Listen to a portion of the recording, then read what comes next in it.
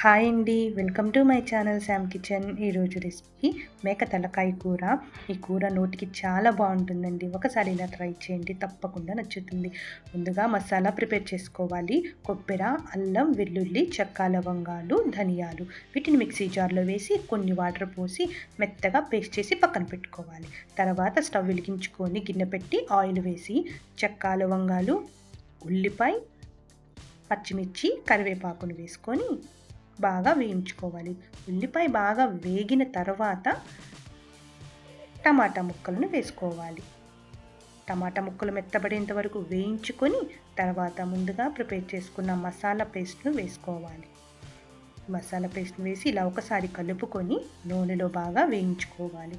Oil separate అయ్యేంత వరకు కూడా ఈ మసాలాను నూనెలో వేయించుకోవాలి.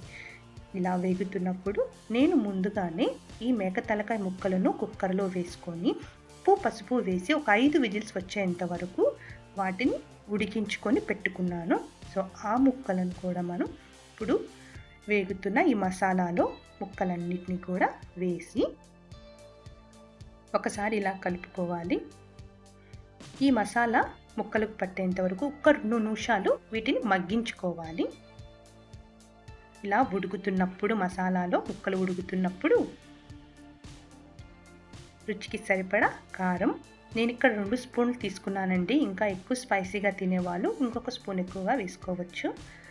1 స్పూన్ గరం మసాలా వేసి ఒకసారి కలిపి ఈ కారం, గరం మసాలా కూడా కొంచెం నూనెలో వేగిన తర్వాత ఒక 2 గ్లాసుల వాటర్ పోయాలి. ఇలా ఒక 2 గ్లాసుల వాటర్ను పోసుకోవాలి. నేను ఉడికించేటప్పుడు కొంచెం ఉప్పు వేశాను కాబట్టి ఇక్కడ మళ్ళీ ఒకసారి చూసుకుని వేసుకుంటున్నాను.